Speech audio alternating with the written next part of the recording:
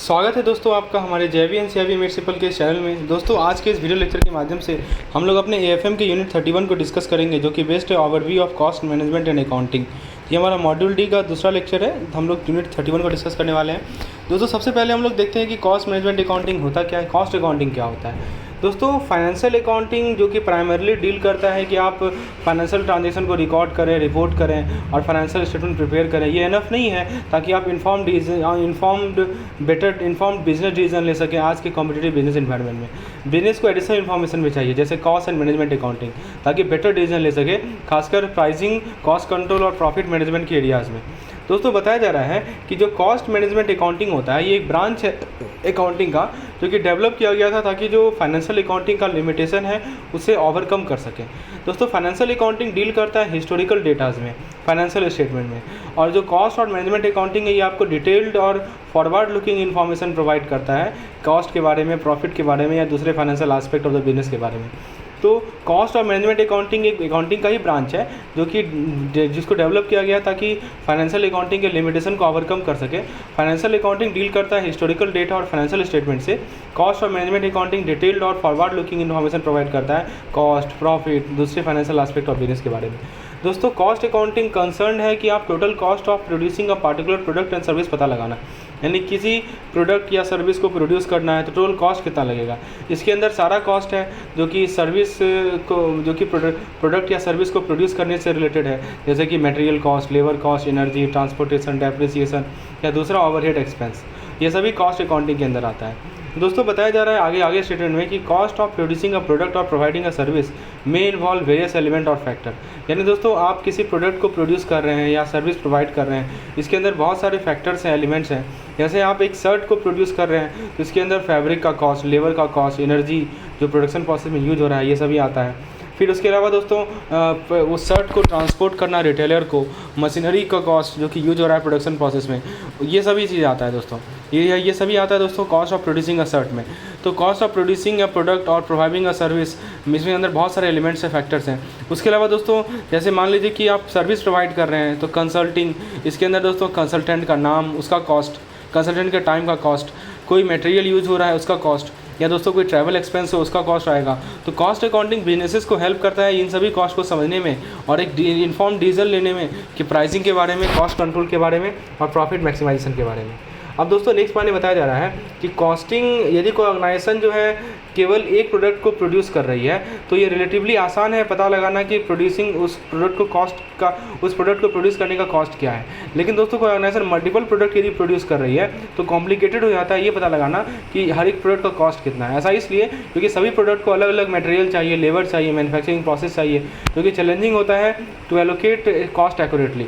दोस्तों फिर बताया जा रहा है कि ये इंपॉर्टेंट है कि आप प्रॉपर्ली एलोकेट कीजिए कॉस्ट को टू ईच प्रोडक्ट ग्रुप, जो कि बेस्ड है study of the manufacturing process. इसके अंदर दोस्तों आप आइडेंटिफाई कीजिए क्या क्या कॉस्ट एसोसिएटेड है हर एक प्रोडक्ट को प्रोड्यूस करने का, और फिर इन सभी कॉस्ट को एलोकेट कीजिए उनके प्रोडक्शन प्रोसेस में हर एक प्रोडक्ट के लिए। जैसे मान लीजिए कि एक कंपनी है, वो अलग अलग दो अलग अलग तरह का शर्ट प्रोड्यूस कर रही है, एक कॉटन का है और दूसरा सिल्क का है। तो कंपनी जो है कॉस्ट ऑफ कॉटन और सिल्क को सेपरेटली एलोकेट कर सकती है हर एक प्रोडक्ट का, ठीक है। तो वो क्या करेगी कि जो कॉस्ट ऑफ कॉटन है, एक कॉटन का बना है, एक सिल्क का बना है, तो कंपनी क्या करेगी कॉस्ट ऑफ कॉटन और सिल्क को सेपरेटली एलोकेट करेगी हर एक प्रोडक्ट के लिए।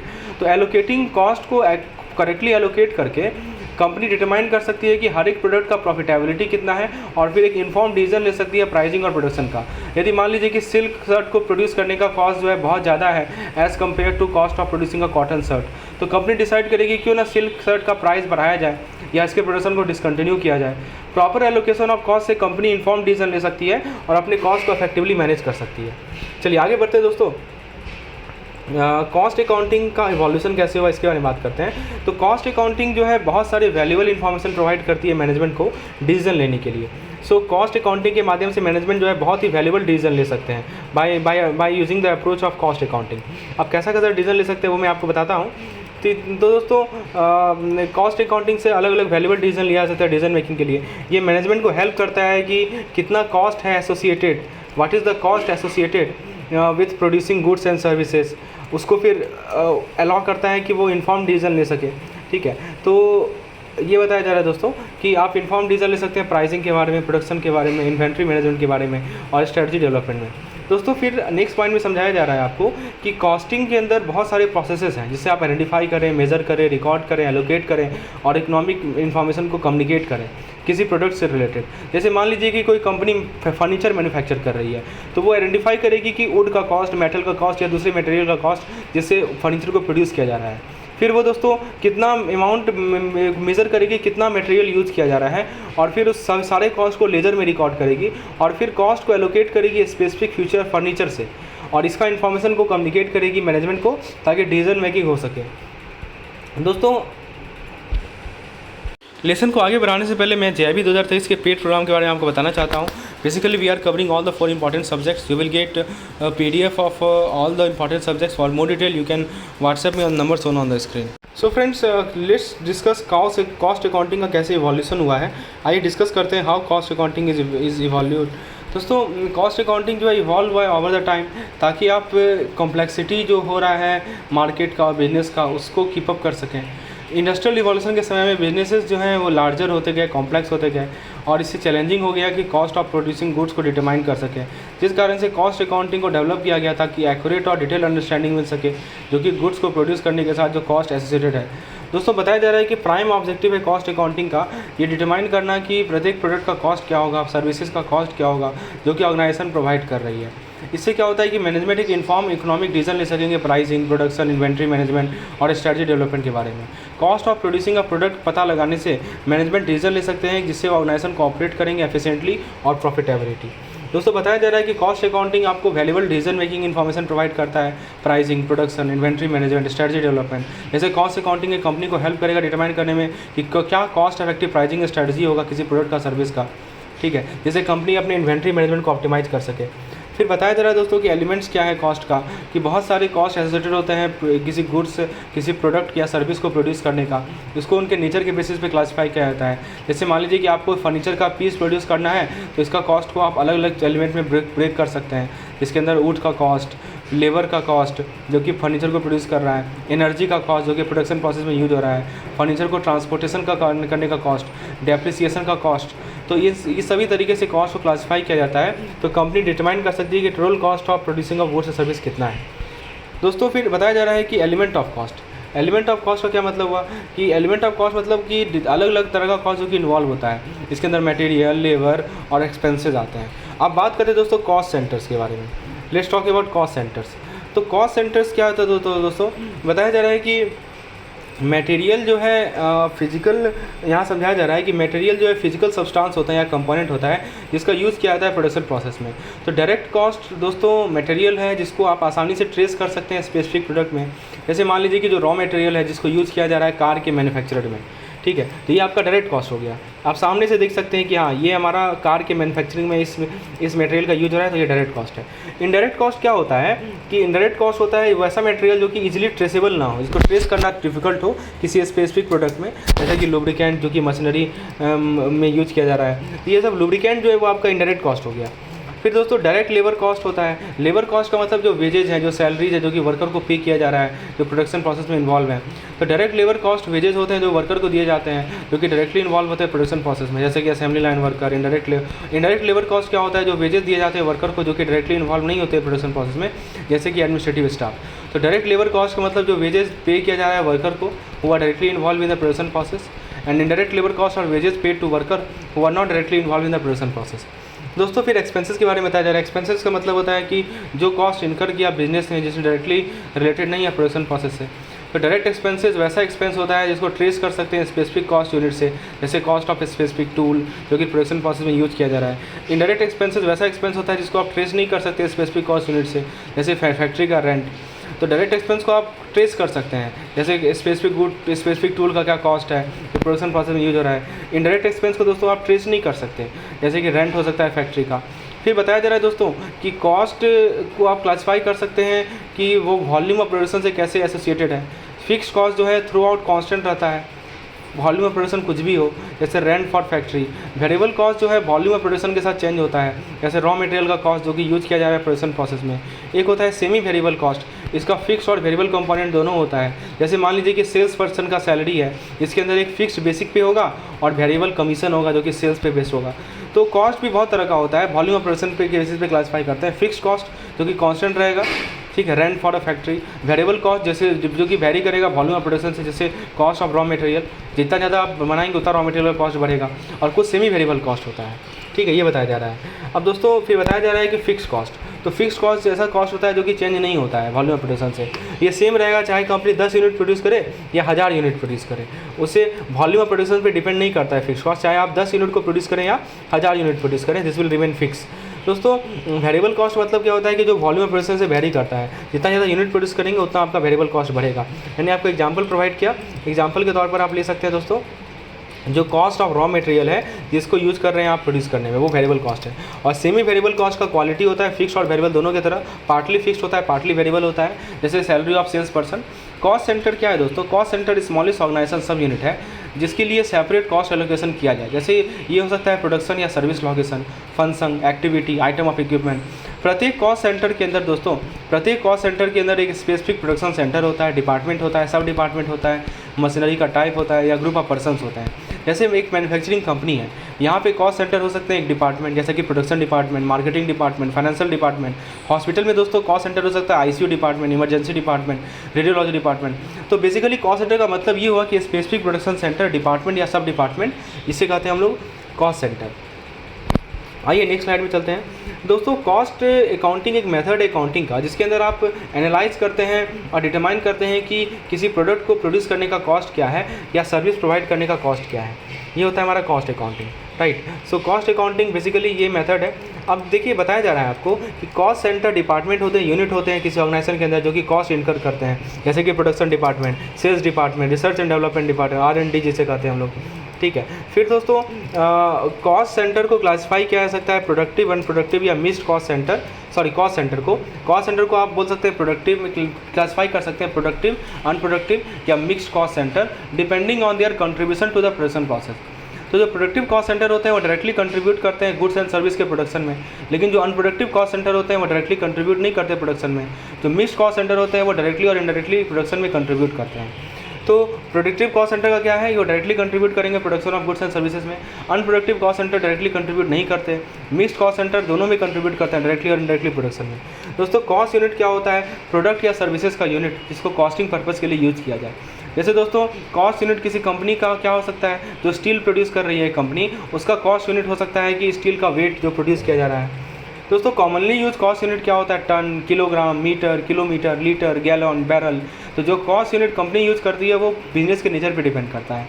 दोस्तों कॉस्टिंग का जो मेथड है जो यूज ऑर्गेनाइजेशन करती है वो डिपेंड करता है कि नेचर क्या है, टाइप क्या है प्रोडक्ट का या सर्विस का। जैसे मान लीजिए कि जॉब कॉस्टिंग है, तो जॉब कॉस्टिंग जो है इसे यूज़ किया जाता है वैसे प्रोडक्ट के लिए जिसको ऑर्डर करना है। प्रोसेस कॉस्टिंग को यूज़ किया जाता है प्रोडक्ट के लिए जो कि लार्ज क्वांटिटी में बनाना है। तो कौन सा मेथड कॉस्टिंग का यूज़ करेगी ऑर्गेनाइजेशन वो डिपेंड करता है कि किस तरह का प्रोडक्ट एंड सर्विसेज है। जैसे एक्टिविटी बेस्ड कॉस्टिंग होता है, ये होता है वैसे सर्विसेज के लिए जो कि कंपनी प्रोवाइड करती है। तो बहुत तरह का कॉस्टिंग मेथड मैं आपको बताऊँगा आगे। और कॉस्ट यूनिट समझा दिया आपको, कॉस्ट सेंटर समझा दिया, कॉस्ट सेंटर का क्लासिफिकेशन क्या होता है ये समझा दिया। आइए अब दोस्तों कॉस्टिंग के बारे में बात करते हैं, ठीक है। देखिए यहाँ पे बताया जा रहा है जॉब कॉस्टिंग, फिर दोस्तों और भी डिफरेंट टाइप्स के कॉस्टिंग के बारे में बताया जा रहा है। So in the previous slide we have seen what are the various type of costing productive cost centre, productive centre होते हैं, मिक्स सेंटर होते हैं, अनप्रोडक्टिव सेंटर होते हैं। बेसिकली होते क्या है ये कॉस्ट सेंटर, इसके बारे में मैंने बात की। अब जैसे नेक्स्ट बताया जा रहा है कि कॉस्टिंग एक प्रोसेस है ये कैलकुलेट करने का कि प्रोडक्ट या सर्विस का कॉस्ट क्या है। जैसे कि कंपनी एक प्रोडक्ट को प्रोड्यूस करती है तो उसे जानना पड़ेगा कितना कॉस्ट उसे लगा उस प्रोडक्ट को प्रोड्यूस करने में। इसके अंदर दोस्तों raw material cost, labour cost, overhead expense जैसे रेंट, यूटिलिटीज़, इंश्योरेंस सब आता है। डिफरेंट इंडस्ट्रीज और प्रोडक्ट रिक्वायर करती है अलग अलग कॉस्टिंग मेथड। जैसे कंस्ट्रक्शन कंपनी जॉब कॉस्टिंग को यूज़ करती है ये पता लगाने के लिए कि बिल्डिंग का कॉस्ट कितना है, ठीक है, एक स्पेसिफिक प्रोजेक्ट को बिल्ड करने का कॉस्ट कितना है। फिर दोस्तों बेकरी जो है प्रोसेस कॉस्टिंग को यूज़ करती है कि किसी बैचेज ऑफ पेस्ट्री बनाने का कॉस्ट कितना है। जॉब कॉस्टिंग को यूज़ किया जाता है जब कोई कंपनी प्रोड्यूस करती है यूनिक प्रोडक्ट को या सर्विसेज को। जैसे मान लीजिए कि कस्टम बिल्ट होम है या एक kind of peace of furniture है, तो जॉब कॉस्टिंग में क्या होता है कि प्रत्येक जॉब को ट्रैक किया जाता है सेपरेटली और कंपनी डिटरमाइन करती है कितना उसको लागत लगा, कितना कॉस्ट लगा किसी स्पेसिफिक प्रोडक्ट सर्विस को प्रोड्यूस करने में। जैसे कोई कंस्ट्रक्शन कंपनी जॉब कॉस्टिंग को यूज़ करती है ये पता लगाने के लिए किसी स्पेसिफिक हाउस को बिल्ड करने में कितना खर्चा लगा, ठीक ठीक है। तो जब भी कोई company unique product service produce करेगी तो जॉब कॉस्टिंग यूज़ करेगी। जैसे कस्टम बिल्ट होम, ये एक तरीका सर्विस है फर्नीचर का। जॉब कॉस्टिंग में हर एक जॉब के कॉस्ट को सेपरेटली ट्रैक किया जाता है। बैच कॉस्टिंग भी जॉब कॉस्टिंग से सिमिलर होता है, लेकिन इसको यूज़ तब किया जाता है जब कोई company batch of similar product बनाती है। जैसे एक बेकरी है, वो कुकीज़ का बैच बना रही है, तो फिर उस बैच का कॉस्ट जो है उसे डिटरमाइन किया जाएगा बैच कॉस्टिंग के माध्यम से। ऑपरेशन कॉस्टिंग को तब यूज़ किया जाता है जब कोई प्रोडक्ट या सर्विस जो है एक सीरीज ऑफ ऑपरेशन से जाता है या प्रोसेस से जाता है। जैसे मान लीजिए कार मैन्युफैक्चरर है, वो ऑपरेशन कॉस्टिंग को यूज़ करेगा। असेंबली, वो उससे पता करेगा कि कास्ट को असेंबल करने में क्या कॉस्ट है, इसके अंदर बहुत सारे ऑपरेशंस होते हैं, वेल्डिंग, पेंटिंग, फाइनल असेंबली, तो ये कार मैन्युफैक्चरर यूज़ करेगा। तो दोस्तों मैंने आपको 3 पार्ट बताए, जॉब कॉस्टिंग, दूसरा बताया आपको अभी बैच कॉस्टिंग, तीसरा बताया आपको ऑपरेशन कॉस्टिंग। तो तीनों को मतलब समझ में आया दोस्तों कि जॉब कॉस्टिंग क्या होता है और ये सब कॉस्टिंग क्या होता है, right. I think it is clear now, ठीक है। तो अब जब दोस्तों अब बात करते हैं कि जॉब कॉस्टिंग को कहाँ यूज़ करते हैं, मैंने आपको एग्जांपल भी दिया। जैसे मान लीजिए कार असेंबलीज है, असेंबली प्लांट है, तो वहाँ पे कौन सा कॉस्टिंग यूज़ किया जाएगा, तो वहाँ पे आप लोग ऑपरेशन कॉस्टिंग को यूज़ करेंगे, राइट। देखिए बताया जा रहा है यहाँ पे कि जॉब कॉस्टिंग एक मेथड है जिससे आप डिटरमाइन कर सकते हैं किसी प्रोडक्ट के कॉस्ट को, सर्विसेज के कॉस्ट को, जो कि बैचेज में प्रोड्यूस किए जा रहे हैं। जैसे कारपेंट्री कंपनी जो कि कस्टम मेड फर्नीचर बना रही है, वो जॉब कॉस्टिंग को यूज़ करेगी ये पता लगाने के लिए कि प्रत्येक पीस का कॉस्ट कितना है। बैच कॉस्टिंग को मैंने बताया। कॉन्ट्रैक्ट, देखिए एक होता है कॉन्ट्रैक्ट कॉस्टिंग। बैच कॉस्टिंग का एग्जाम्पल मैंने बेकरी वाला बताया जो कि कुकीज़ बना रही है। कॉन्ट्रैक्ट कॉस्टिंग एक मेथड होता है लॉन्ग टर्म प्रोजेक्ट के लिए, जो कि कस्टमाइज होता है इंडिविजुअल क्लाइंट के लिए। जैसे मान लीजिए कि कंस्ट्रक्शन कंपनी है, वो कस्टम डिज़ाइन हाउस बना रही है अपने क्लाइंट के लिए, तो वो क्या करेगी, कॉन्ट्रैक्ट कॉस्टिंग को यूज़ करेगी प्रत्येक प्रोजेक्ट के कॉस्ट को डिटरमाइन करने के लिए। तो जब भी लॉन्ग टर्म प्रोजेक्ट रहे, ठीक है, जो कि कस्टमाइज हो इंडिविजुअल क्लाइंट के लिए, उसे कॉन्ट्रैक्ट कॉस्टिंग होता है। जैसे कंस्ट्रक्शन कंपनी एक कस्टम डिज़ाइन हाउस बना रही है अपने क्लाइंट के लिए, तो कॉन्ट्रैक्ट कॉस्टिंग को यूज़ करेगी। प्रोसेस कॉस्टिंग का यूज़ तब होता है जब प्रोडक्ट जो है पास करता है डिस्टिंक्ट स्टेज ऑफ प्रोसेसिंग, और प्रत्येक स्टेज का जो कॉस्ट होता है उसे डिटरमाइन करना होता है। जैसे कोई पेट्रोलियम रिफाइनरी है जो कि गैसोलीन को प्रोड्यूस कर रही है, वो प्रोसेस कॉस्टिंग को यूज़ करेगी ये पता लगाने के लिए कि प्रत्येक रिफाइनिंग का स्टेज में क्या क्या कॉस्ट है। यूनिट या सिंगल आउटपुट कॉस्टिंग क्या होता है, इस मेथड को यूज़ तब किया जाता है जब कोई कंपनी एक सिंगल टाइप ऑफ प्रोडक्ट बना रही है और फिर जाना चाह रही है कि एक यूनिट को प्रोड्यूस करने में कॉस्ट कितना लगा। जैसे कोई कंपनी है वो लाइट बल्ब बना रही है, तो वो यूनिट या सिंगल आउटपुट कॉस्टिंग को यूज़ करेगी ये पता लगाने के लिए कि प्रत्येक लाइट बल्ब का कॉस्ट कितना है। सर्विस कॉस्टिंग को यूज़ कहाँ किया जाता है, जब कोई कंपनी सर्विस प्रोवाइड कर रही है इंस्टीट्यूट ऑफ गुड्स, और वो डिटरमाइन करना चाह रही है कि per unit of service goods ना प्रोड्यूस करके सर्विस प्रोवाइड कर रही है, तो वहाँ पे सर्विस कॉस्टिंग, नाम में ही क्लियर है दोस्तों। सर्विस कॉस्टिंग मतलब क्या हुआ कि वो सर्विस नहीं, गुड्स नहीं दे रही है, वो क्या दे रही है, आपको सर्विस दे रही है, और सर्विस का कॉस्ट बताना। एग्जाम्पल लेते हैं दोस्तों कि जैसे मान लीजिए कोई कंसल्टिंग फर्म है, ठीक है, वो क्या कर रही है, मैनेजमेंट कंसल्टिंग प्रोवाइड कर रही है अपने क्लाइंट्स को, तो वो सर्विस कॉस्टिंग को यूज़ करेगी पता लगाने के लिए कि 1 घंटा कंसल्टिंग का क्या कॉस्ट है, ठीक है, ये बताना है। अब दोस्तों बात करते हैं मल्टीपल या कंपोजिट कॉस्टिंग। तो एक होता है हिस्टोरिकल कॉस्टिंग। तो हिस्टोरिकल कॉस्टिंग क्या होता है, इसके अंदर दोस्तों कॉस्ट को पता लगाया जाता है इसके बाद कि वो हो गया है। जैसे मान लीजिए कि एक कंपनी ने 100 यूनिट बना लिया किसी प्रोडक्ट का, और टोटल कॉस्ट उसको लगा 1 लाख रुपया, तो कॉस्ट पर यूनिट कितना हो जाएगा, 1000। तो हिस्टोरिकल कॉस्टिंग यूजफुल होता है कि आप एक रिकॉर्ड मेंटेन कर सकते हैं जो भी पास्ट में आपको कॉस्ट इनकर हुआ था, लेकिन ये कॉस्ट कंट्रोल के लिए यूजफुल नहीं है। स्टैंडर्ड कॉस्टिंग के क्या होता है कि आप एक डेटाबेस प्रिपेयर करते हैं स्टैंडर्ड कॉस्ट का, अलग अलग ऑपरेशन के लिए, कंपोनेंट के लिए, सर्विसेज के लिए। जैसे मान लीजिए कि एक कंपनी है वो पता कर सकती है कि इसको 2 घंटा लगता है लेबर का और $50 लगता है मटेरियल का, ताकि 1 यूनिट प्रोडक्ट बना सके। तो वेरिएंस एनालिसिस को यूज किया जाता है कि एक्चुअल कॉस्ट को कंपेयर किया जाएगा स्टैंडर्ड कॉस्ट से, और एरियाज ऑफ इनएफिशिएंसीज को आइडेंटिफाई किया जाएगा। फिर दोस्तों बताया जा रहा है मार्जिनल कॉस्टिंग। तो ये मेथड क्या करता है कि फिक्स और वेरिएबल कॉस्टिंग को डिफरेंशिएट करता है और प्रॉफिट को चेंज इन वॉल्यूम से लिंक करता है। जैसे मान लीजिए कोई कंपनी 100 यूनिट बना रही है प्रोडक्ट का, टोटल कॉस्ट लग रहा है इसको 1 लाख रुपया, और वेरिएबल कॉस्ट पर यूनिट है दोस्तों मान लीजिए 500 रुपया, फिक्स कॉस्ट है 5000 रुपया, तो कंपनी का प्रॉफिट हो जाएगा 5000। यदि कंपनी प्रोडक्शन बढ़ा दे, 200 यूनिट प्रोड्यूस करने लगे, टोटल कॉस्ट हो जाएगा दोस्तों $15000, और वेरिएबल कॉस्ट जो है वो सेम हो जाएगा, वो सब सेम रहेगा, क्योंकि इसने क्या किया कि प्रोडक्शन बढ़ा दिया। तो फिक्स कॉस्ट जो है वो स्प्रेड हो जाएगा ज़्यादा यूनिट पे, जिससे क्या होगा, पर यूनिट जो कॉस्ट है वो घट जाएगा। तो मार्जिनल कॉस्टिंग से क्या होता है, कंपनी डिटरमाइन करती है कि ब्रेक इवन पॉइंट कौन सा है किसी प्रोडक्ट के लिए, और फिर डिसीजन लेती है कि प्राइसिंग के बारे में और प्रोडक्शन लेवल के बारे में। दोस्तों ये हमारा part 1 lecture. Part 2 lecture paid member के लिए अवेलेबल रहेगा। So if you want such type of lecture for each and every unit, यहाँ पे आपको एग्जांपल के माध्यम से समझाया जाए एक पॉइंट को, तो हमारे पेड प्रोग्राम का हिस्सा बन सकते हैं। डिटेल जानकारी के लिए आप मुझे व्हाट्सएप कर सकते हैं इस नंबर पर। धन्यवाद।